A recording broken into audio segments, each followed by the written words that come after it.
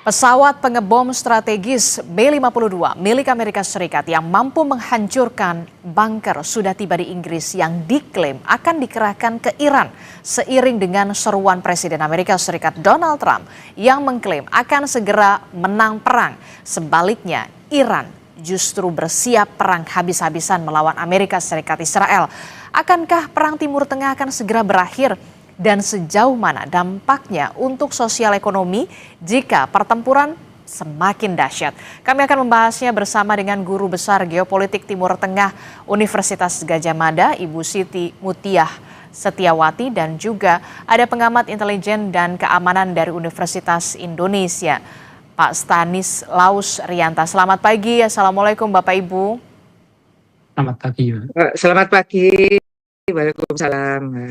Saya ingin bertanya dulu ke Pak Stanislaus. Pak Stanis, ini kalau kita melihat ya, Amerika Serikat sudah mengerahkan pesawat yang kemudian dikatakan juga cukup canggih begitu, pesawat B-52 yang bisa mengangkut kemudian bom yang kemudian bisa meledakkan bunker, dan ini sudah tiba di pangkalan militer di Amerika Serikat begitu ya.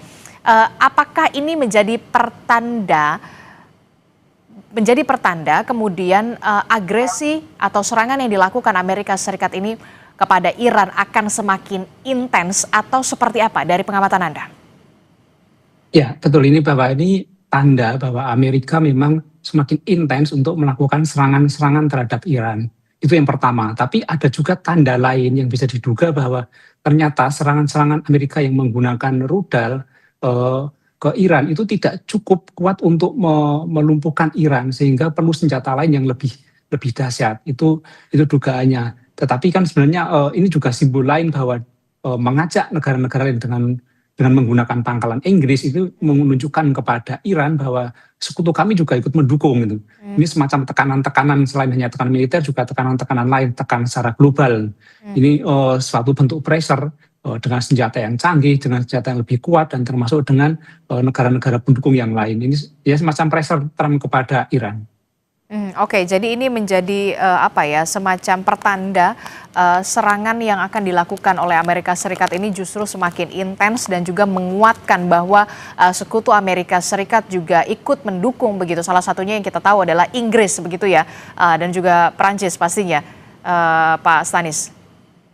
Ya, tapi juga ada dugaan-dugaan lain bahwa ternyata peluru kendalinya sudah mulai menipis atau mungkin tidak cukup kuat untuk menghancurkan, maka digunakan model lain itu. Oke, saya ingin ke Bu Siti. Bu Siti, ini kan menarik begitu ya. Tadi dikatakan oleh Pak Stanis bahwa ini menjadi pertanda juga, menjadi sinyal serangan yang dilakukan oleh Amerika Serikat didukung oleh juga Inggris begitu ya, dan juga negara sekutu lainnya Amerika Serikat begitu. Bagaimana dengan pernyataan dari Donald Trump sendiri beberapa waktu lalu yang kita sudah lihat di paket berita sebelumnya bahwa perang ini tidak akan berlangsung lama. Bagaimana Anda melihat dari segi geopolitik di Timur Tengah? Bahkan Iran sendiri mengatakan sudah bersiap untuk perang habis-habisan selama 6 bulan. Ya, kalau saya mengamati, jadi Donald Trump tuh awalnya dia bilang akan dibutuhkan waktu untuk melemahkan Iran itu 2-3 minggu gitu ya. Dan mungkin bisa lebih panjang waktunya dari itu. Kalau itu sepanjang itu dia sudah memperhitungkan bahwa Iran memang mempunyai kekuatan yang lumayan untuk menghadapi Amerika Serikat dan Israel. Tetapi kemudian tiba-tiba Amerika Serikat mengatakan bahwa Donald Trump mengatakan bahwa ini waktunya akan pendek gitu. Waktunya akan pendek. Itu karena dia sudah mengerahkan semua kekuatannya ya, dan itu kita tahu bahwa memang superpower ya. Kita sudah tahu tadi laporannya bahwa senjata yang digunakan itu demikian canggihnya, dan saya melihat Iran itu ya akan kewalahan. Bayangkan Iran itu negara Timur Tengah ya, di wilayah Teluk, tetangganya itu tidak bersahabat sama sekali dengan dia. Irak tetangga dekatnya itu sudah diduduki Amerika Serikat sejak 2003, tidak mungkin membela Iran ya, karena mereka memang punya pengalaman sejarah pernah perang ya. Kemudian negara tetangganya dari Oman, Uni Emirat Arab, Qatar, Bahrain, Arab Saudi sampai Kuwait tidak ada yang membantu atau membela dia. Dari di atas kertas ya dia memang akan segera kalah dan itu yang diperhitungkan oleh Donald Trump gitu ya. Itu yang diperhitungkan Donald Trump akan dikerahkan semua dan kemudian Iran tunduk gitu. Memang Rusia juga membantu, tetapi kan tidak seperti bantuan Amerika kepada Israel. Jadi Iran itu sendiri. Kemudian memang mohon maaf ya saya menyetir keyakinan mereka, yaitu keyakinan Islam. Kalau sudah dalam waktu terpepet gini, eye to eye itu adalah mata dibalas dengan mata. Itu artinya kalau kita sudah berkelahi itu ya sudah, kamu menghilangkan mata saya ya saya akan menghilangkan mata kamu gitu. Seperti ada prinsip di dalam Islam yang itu diyakini oleh Iran dan itu diumumkan juga oleh Mojtaba Khamenei ya. Jadi ini akan digunakan. Nah sekarang kalau Iran itu memang dituduh memiliki senjata pemusnah massal, ini saatnya membuktikan. Apakah dia akan gunakan kalau sudah dalam keadaan terpepet gini, ya dia mungkin akan belajar dari Amerika Serikat dulu menghentikan perang dunia II ya dengan cara mengebom Hiroshima dan Nagasaki. Nah kalau dia memang punya, dia akan gunakan itu sebagai senjata terakhir. Kalau dia memang punya. Kalau dia nggak menggunakan, berarti Amerika Serikat itu apa alasannya menghancurkan, menyerang Iran? Itu yang harus kita juga pegang ya. Jadi masyarakat internasional itu melihat ketidakadilan ini harus berbuat sesuatu, mendorong PBB untuk menyelesaikan kalau Iran tidak menggunakan senjata pemusnah massalnya. Kalau menggunakan itu yang hancur tidak hanya Israel dan juga Iran sendiri, tapi ya seluruh dunia akan menerima akibatnya gitu ya. Ada Jadi krisis global yang kemudian menanti. Iya, itulah yang namanya mengancam yang kemungkinan terjadi perang dunia III itu kalau Iran memang punya senjata pemusnah massal dan karena dalam keadaan terpepet dia diserang dari mana-mana, bayangkan Amerika Serikat negara superpower dan Inggris dia no alternatif gitu ya. Jadi untuk melawan itu no alternatif. Jadi ya sudah saya mati, kamu juga mati gitu. Itu ada prinsipnya ya. Oke, Anda sepakat Pak Stanis ini saatnya waktunya Amerika Serikat membuktikan kepada dunia kalau memang benar Iran ini punya senjata pemusnah massal seperti yang kemudian dituding oleh Amerika Serikat. Ini adalah saatnya.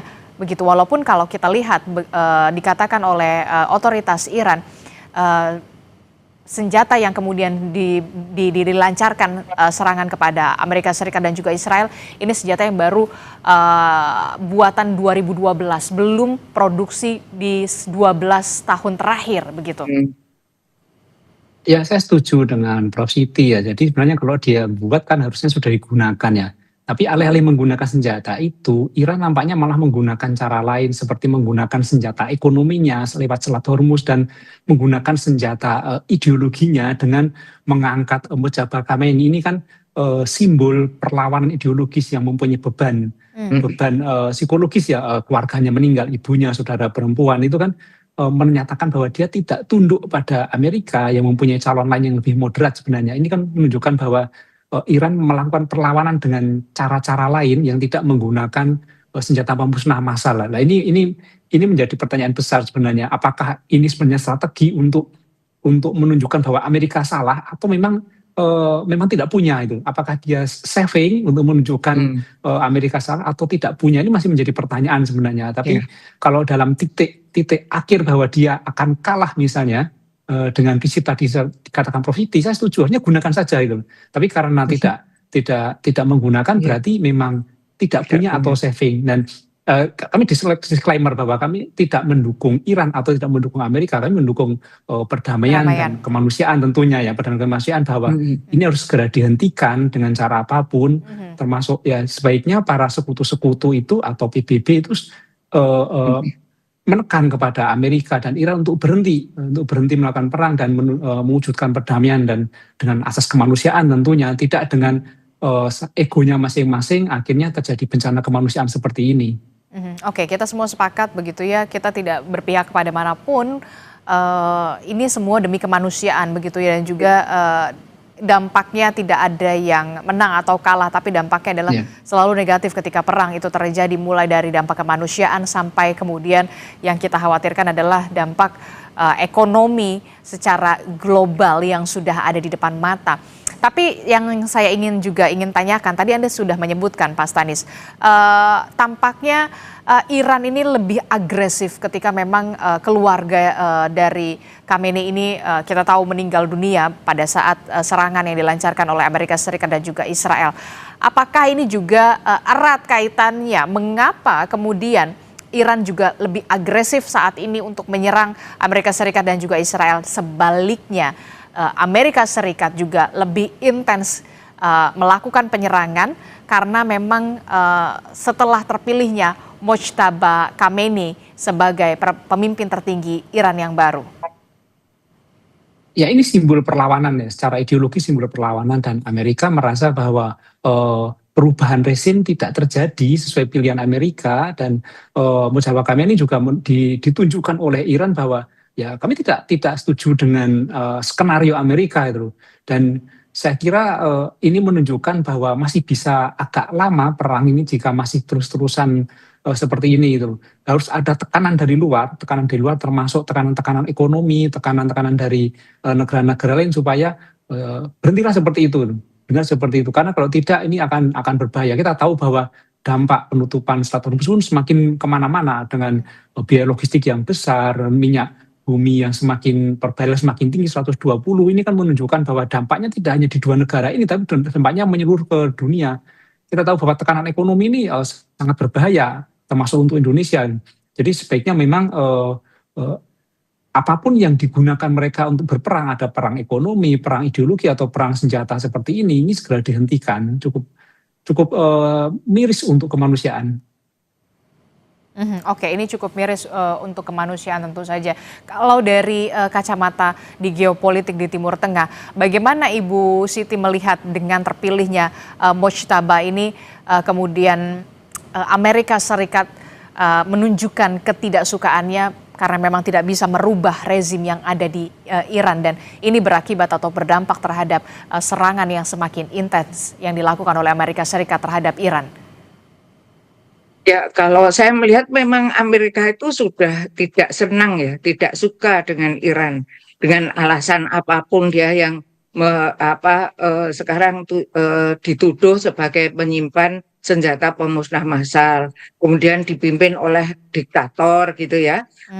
Itu kan tuduhan ya. Sekarang kalau kita bandingkan dengan Israel, Benyamin Netanyahu, itu apa tidak diktator?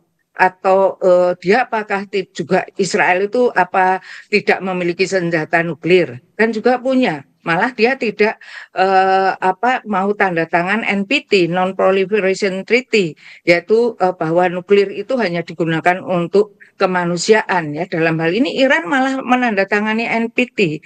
Jadi ada tuduhan Amerika itu menunjukkan negara yang penuh kebencian pada Iran. Kalau begitu ceritanya ya, alasan apa saja akan digunakan untuk menghancurkan negara ini, seperti halnya Israel yang sangat benci pada Palestina, mau diberi jalan keluar apapun tidak bisa, nah tujuannya memang menghancurkan. Jadi Amerika Serikat itu tujuannya juga menghancurkan. Nah kalau sekarang bagaimana Mojtaba Khamenei ini akan memimpin Iran? Mojtaba Khamenei itu kan anak dari Ali Khamenei ya, yang umurnya 56 tahun, dan dia tidak pernah muncul sebetulnya. Dia tidak pernah menjabat apapun gitu, yang tiba-tiba dia terpilih karena ya dia dianggap nanti tidak keras dan kemudian bisa menenteramkan. Jadi kan sebetulnya Masud Pezeshkian, Presiden Iran itu sudah menjanjikan tidak akan menyerang tetangganya, yaitu maksudnya negara-negara Teluk yang sebelah timur itu tidak akan diserang. Tetapi tiba-tiba Amerika Serikat itu mengirimkan roket gerak cepatnya HIMARS ya, itu ke wilayah Iran, sehingga akibatnya Khamenei ya, Mojtaba Khamenei ya, kemudian ya tidak apa-apa kalau mau membalas gitu ya. Jadi pilihan ini sebetulnya dia yang dituduh diktator keras itu saya tidak melihat kalau dibandingkan Benyamin Netanyahu loh, ya. Itu saya tidak melihat, itu kan dia reaksi ya, bereaksi karena dia diserang. Jadi dari Iran itu memang bereaksi. Kalau reaksinya sekarang akan lebih keras, saya kira itu kan Iran itu juga sangat tergantung.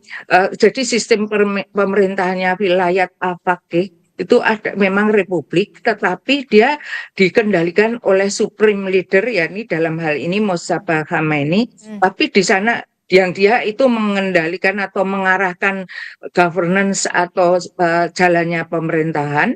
Jadi pemerintahan itu akan disetujui atau tidak itu bergantung Khamenei. Tetapi ada Garda Revolusi Islam Iran yang itu militernya, yang itu kadang-kadang dia tidak mendengarkan juga apa yang mungkin sikap yang moderat dari Mojtaba Khamenei. Dan karena dia kan merasakan yang diserang pertama itu adalah militer ya, dari reaksi itu bisa tidak dari Mojtaba Khamenei tetapi dari Garda Revolusi Islam Iran begitu. Dan juga ada yang garis keras yang lain ya, maaf saya lupa, ada kelompok garis keras yang kalau melihat pemerintahan itu terlalu lemah dia akan tidak setuju gitu kan. Jadi kalau Mas'ud Pezeshkian ini termasuk yang moderat ya, tidak seperti Ahmadinejad misalnya ya, presiden Iran Ahmadinejad itu memang garis keras.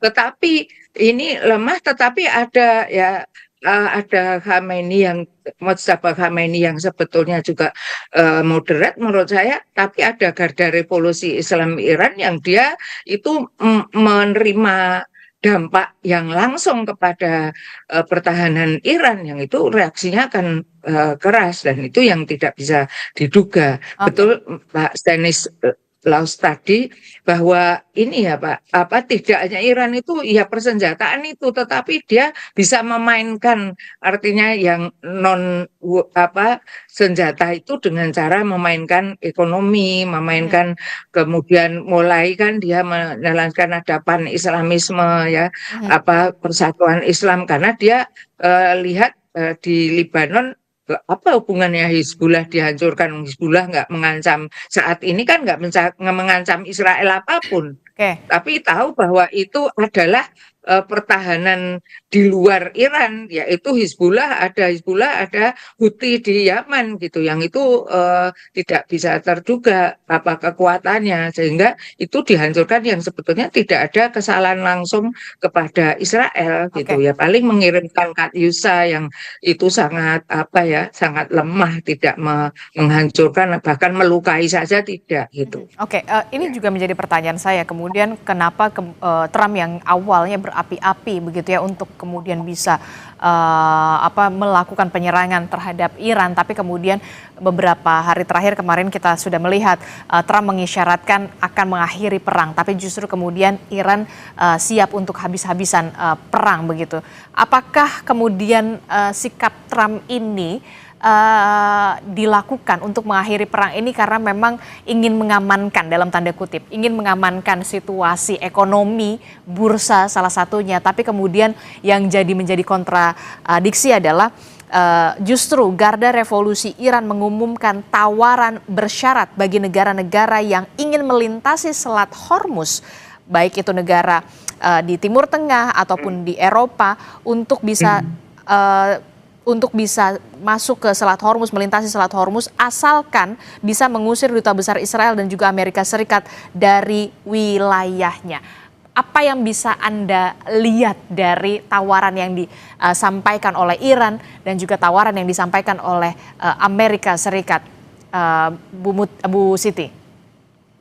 Ya, kalau saya melihat itu salah satu alternatif di dalam perang ya. Jadi perang itu kan harus menggunakan sebetulnya cara diplomasi maupun ya dengan menggunakan senjata. Cara-cara diplomatik ini yang menurut saya itu strategis ya, Pak. Kalau yang saya dengar juga negara itu tidak hanya misalnya mengusir duta besarnya. Kalau seperti Indonesia yang tidak punya hubungan diplomatik dengan Israel, kan kita ada 3 ABK kapal kita yang kena ya Serangan meninggalkan Selat kena Hormuz. serangan di Selat Hormuz.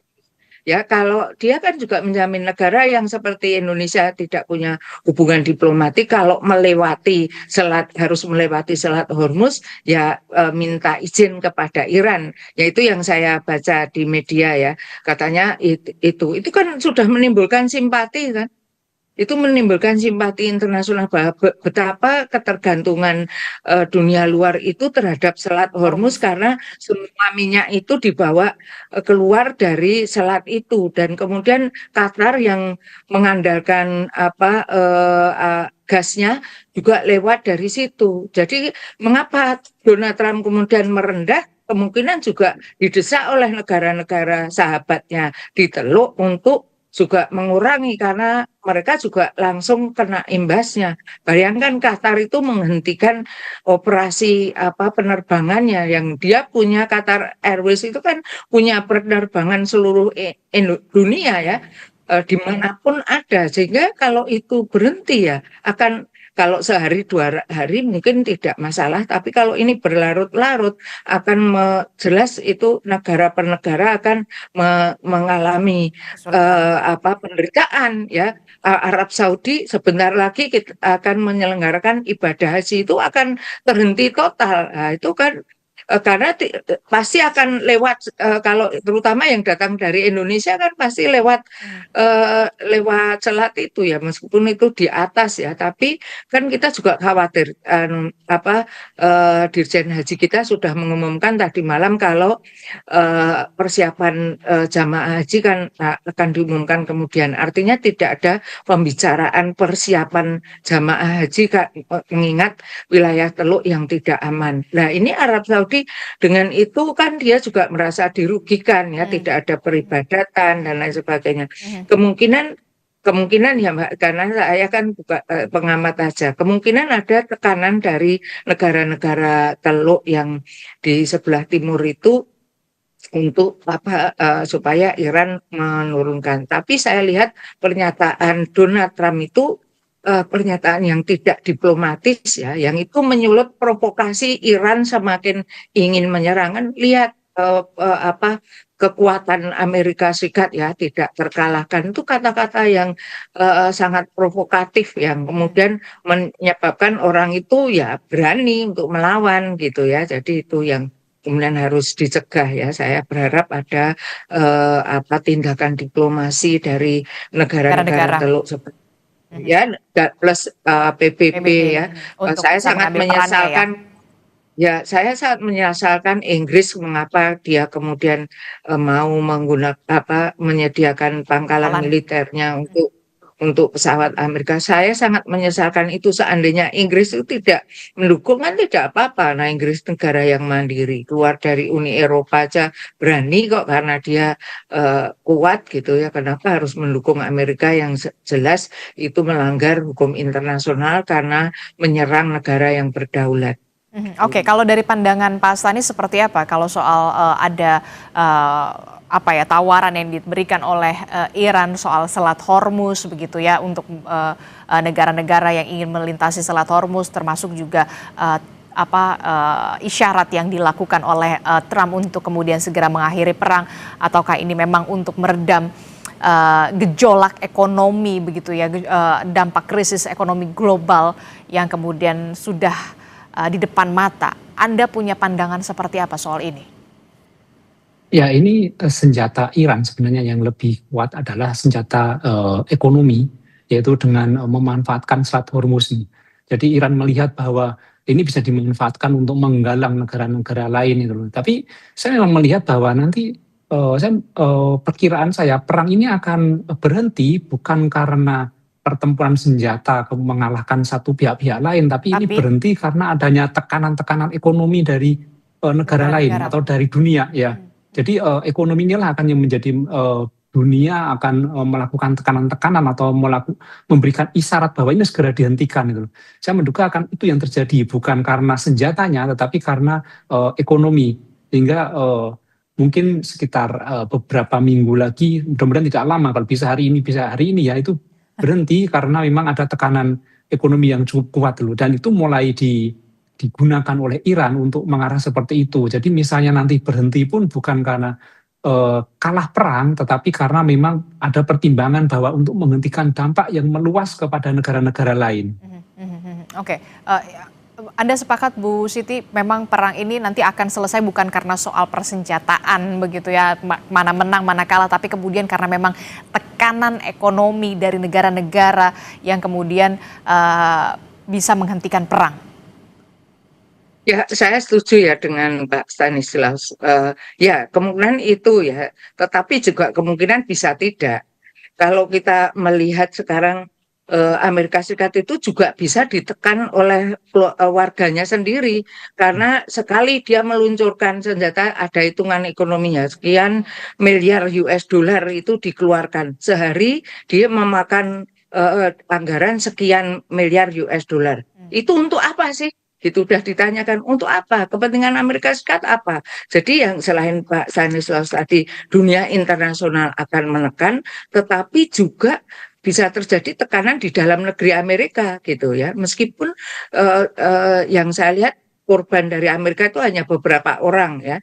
Jadi korban di Iran tuh kalau laporan tadi saya rasa Kompas TV tadi itu juga menjelaskan korban itu sudah 1.000 sekian pihak Iran, kemudian berapa orang pihak Amerika, dan kemudian Israel itu hanya 11 orang. Oke. Ya, jadi korban itu. Tapi Amerika mengatakan akan lebih banyak lagi. Korban Amerika di Afghanistan berapa? Dan itu rakyat Amerika, terutama ibu-ibu itu keberatan melepaskan anaknya untuk berperang, untuk melawan sesuatu yang tidak jelas untuk kepentingan Amerika yang mana, kalau hanya sekedar untuk menunjukkan kekuatannya. Jadi seperti Pak Stanislaus tadi, bisa tekanan internasional, bisa tekanan dalam negeri, bisa Iran yang kemudian menggunakan senjata terakhirnya gitu ya. Ada beberapa kemungkinan ya. Itu tadi ya ada beberapa kemungkinan itu. Oke, Jadi ya bisa berakhir seperti itu. Oke, Ya. kalau Pak Stanis tadi mengatakan diperkirakan beberapa minggu ke depan begitu ya, karena memang besarnya tekanan ekonomi yang kemudian mendesak negara-negara mendesak agar mengakhiri perang. Kalau dari prediksi Anda, Bu Siti, seperti apa? Singkat saja. Kalau saya rasa tidak akan berhenti. Kalau ini juga prediksi ya. Saya rasa tidak berhenti dalam waktu dekat, karena biasanya Amerika Serikat itu menduduki Irak sejak 2003, berarti sudah lebih 30 tahun. Menduduki Afghanistan 22 tahun. Oke. Ya. Kemudian ya biasanya akan lama gitu, dan dia akan keluar itu ya itu tadi di Vietnam dia juga bertahun-tahun keluar dengan kalah ya. Jadi kalau apakah pendek atau panjang saya tidak bisa mengatakan, tetapi kalau perilaku atau behaviornya Amerika Serikat biasanya akan menduduki lama gitu ya. Dia lama keluar itu sampai terjadi ya titik nadir sampai nggak bisa, dan dia keluar itu biasanya dengan kalau menurut saya seperti keluar dari Afghanistan 2022 tahun lalu, tahun 2022 itu kan dia keluar dengan kekalahan setelah ribuan tentara Amerika meninggal, senjata yang dianukan segala upaya, tapi tidak biayanya sudah habis begitu ya. Ya sudah habis, Taliban malah berkuasa sekarang gitu. Ya jadi saya hanya bisa menduga dari yang telah dilakukan di masa yang lalu. Tentu kita berharap diplomasi terus bisa dilakukan dari negara-negara untuk bisa menciptakan, terutama juga PBB juga mengambil peran dari di sini begitu ya. Terima kasih Guru Besar Geopolitik Timur Tengah dari Universitas Gadjah Mada, Ibu Siti Mutiah Setiawati, dan juga ada pengamat intelijen dan keamanan dari Universitas Indonesia, Pak Stanislaus Rianta telah bergabung bersama kami. Sehat selalu Bapak Ibu. Assalamualaikum, selamat pagi. Terima kasih. Waalaikumsalam. Selamat pagi Pak Stanis. Pagi Bu.